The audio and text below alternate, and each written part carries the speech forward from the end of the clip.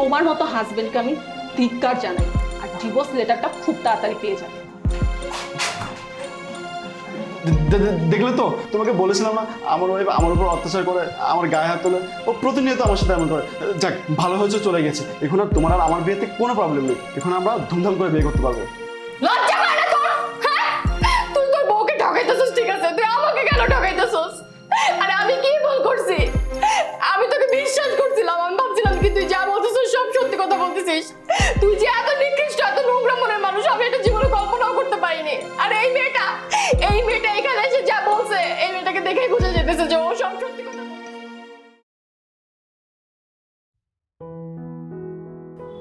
আরে তোমাকে না বলেছি রাতে ফোন দিবা না, আমার বউটা অনেক ডিস্টার্ব করে। ও তাই? আরে আমিও তো তোমাকে অনেক মিস করি, মিস ইউ সো মাচ। আচ্ছা শোনো, আর মন খারাপ করতে হবে না, কালকে সকালে তোমার সাথে দেখা হচ্ছে, আমি তোমার বাসায় আসতেছি। হ্যাঁ? সাকিব, তুমি এত রাতে কার সঙ্গে কথা বলছো? আরে আমার অফিসের একটা কলিগ ফোন করেছিল ইমার্জেন্সি একটা কাজে। অফিসের কলিগ এত রাতে কল করে? তুমি আমাকে বোকা পেয়েছো? আরে তোমাকে না বলেছি আমার পার্সোনাল ব্যাপার নিয়ে ইন্টারফেয়ার করবে না, ঘুমাও তো। আমি তোমার পার্সোনাল ব্যাপার নিয়ে কেন ইন্টারফেয়ার করব না? কারণ তুমি আমার হাজবেন্ড, আমি তোমার ওয়াইফ।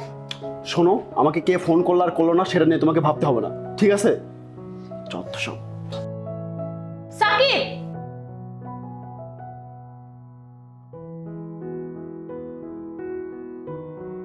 তুমি আজ কথা দিয়েছো, বলেছো আমাকে দুটি মনে ঘর বাঁধবে। সাকিব,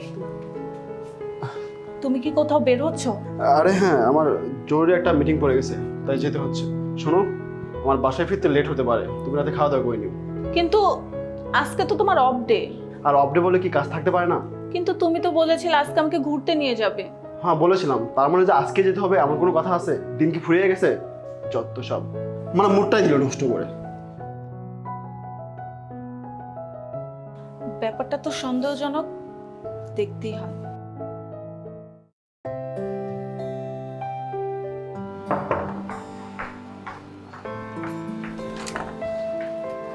বাবু তুমি? চলো বসি। হ্যাঁ বসো।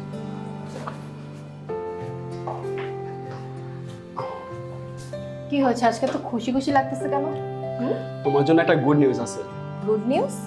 কি গুড নিউজ? আমি ওই ডাইনিটাকে ফাইনালি ডিভোর্স দেওয়ার সিদ্ধান্ত নিয়েছি। এখন আর তোমার আর আমার বিয়েতে কোনো প্রবলেম নেই, আমি 1 উইকের মধ্যেই ওকে ডিভোর্স দিয়ে দিব। মানে তুমি কি বলতেছো? মানে তুমি যা বলতেছো সত্যি বলতেছো? আচ্ছা একটু বসো তো, দেখি কি আসছে। হ্যাঁ আচ্ছা দেখো। ওয়েট। আরে কে কে আপনি? আরে আজব তো। আর তুমি তুমি এখানে কিভাবে আসলে? কি ব্যাপার সাকিব, তুমি এখানে কি করছো? তোমার না অফিসে যাওয়ার কথা ছিল? আর এই মেয়েকে, এই মেয়ের বাসায় তুমি কি করছো? এই মেয়ে চুপ করো, কি উল্টাপাল্টা কথা বলতেছো তুমি?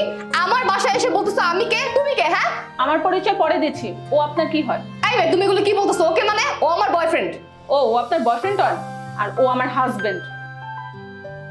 ও আচ্ছা আচ্ছা আচ্ছা, আপনি সেই শয়তান ডাইনি মার্কা বউ তাই না? হ্যাঁ, এই একটা কথা বলি, তোকে আপনি বলে তো লাভ নাই। তোর মতো মেয়েদেরকে না জুতা দিয়ে পিটানো উচিত, যে নিজের হাজবেন্ডকে দিনের পর দিন অত্যাচার করে। এই তুই তোর হাজবেন্ডের গায়ে হাত তুলিস, লজ্জা করে না? আবার এখানে এসে বলতেছিস যে আমার হাজবেন্ড। শোন, ও তোকে ডিভোর্স দিয়ে আমাকে বিয়ে করবে, আর ও আমাকে অনেক বেশি ভালোবাসে। সাকিব, আপু যা বলছে তা কি সত্যি?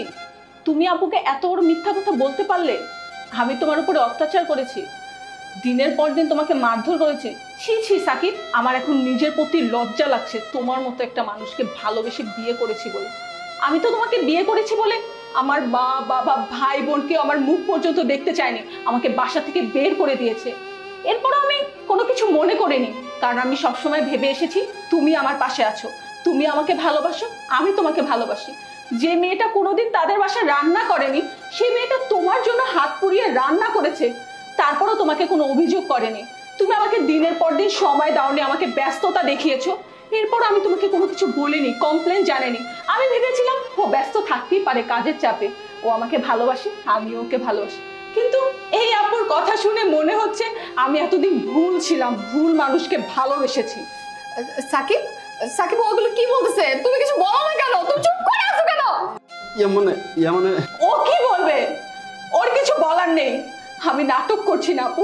আপনার যদি আমার কথা বিশ্বাস না হয়, ওর চেহারা দেখেই তো প্রমাণ হচ্ছে ও আপনাকে মিথ্যা কথা বলেছে। আর আপনার যদি আমার কথা বিশ্বাস না হয়, তাহলে আমরা যে বাসায় থাকি না, সে প্রতিবেশীদের জিজ্ঞাসা করেন, তারাই আপনাকে সবকিছু বলে দেবে। আর সাকিব, তুমি যেহেতু আপুকে নিয়ে সুখে থাকতে চাও, আমি তোমাকে আর বাধা দেব না, তুমি ভালো থেকো। কিন্তু তুমি আমার সঙ্গে এই নাটকটা না করলেই পারতে। তুমি আমাকে নিজে থেকে বলতে, আমি তোমাকে ডিভোর্স দিয়ে দিতাম। একটা বারও জানতে চাইতাম না যে কেন তুমি আমার কাছ থেকে ডিভোর্স চাচ্ছ। বাই দ্য ওয়ে, সব কথা বাদ। আর আপু, আপনি ওকে তাড়াতাড়ি বিয়ে করেন। আর বিয়ে করলেই জানতে পারবেন কেমন মানুষ। তোমার মতো হাজবেন্ডকে আমি ধিক্কার জানাই। আর ডিভোর্স লেটারটা খুব তাড়াতাড়ি পেয়ে যাবে। দেখলে তো, তোমাকে বলেছিলাম না আমার ওয়াইফ আমার উপর অত্যাচার করে, আমার গায়ে হাত তোলে, ও প্রতিনিয়ত আমার সাথে এমন করে। যাক, ভালো হয়েছে চলে গেছে। এখন আর তোমার আর আমার বিয়েতে কোনো প্রবলেম নেই। এখন আমরা ধুমধাম করে বিয়ে করতে পারবো। লজ্জা করে না তোর? হ্যাঁ, তুই তোর বউকে ঠকাইতেছিস, ঠিক আছে, তুই আমাকে কেন ঠকাইতেছিস? আরে আমি কি ভুল করছি? আমি তোকে বিশ্বাস করছিলাম, আমি ভাবছিলাম কি তুই যা বলতেছিস সব সত্যি কথা বলতেছিস। তুই যে এত নিকৃষ্ট, এত নোংরা মনের মানুষ, আমি এটা জীবনে কল্পনাও করতে পারিনি। আর এই মেয়েটা এখানে এসে যা বলছে, এই মেয়েটাকে দেখেই বোঝা যেতেছে যে ও সব সত্যি কথা বলতেছে। কেন তুমি আমার সাথে এটা করলা বলো তো? আমি তো তোমাকে অনেক বেশি ভালোবাসি, আমি তোমাকে অনেক বিশ্বাস করে আমি তোমার সাথে রিলেশন করছিলাম, আর তার প্রতিদিন তুমি আমাকে এইভাবে দিলা। দেখো, আমি তোমার সাথে এত কথা বলতে চাই না। তুমি এখন এই মুহূর্তে আমার বাসা থেকে চলে যাও। শোনো, আমি তোমাকে এখান থেকে চলে যেতে বলছি। দেখো, আর যদি বেশি কথা বলার চেষ্টা করো, আমি কিন্তু পুলিশকে কল দিব। যাও।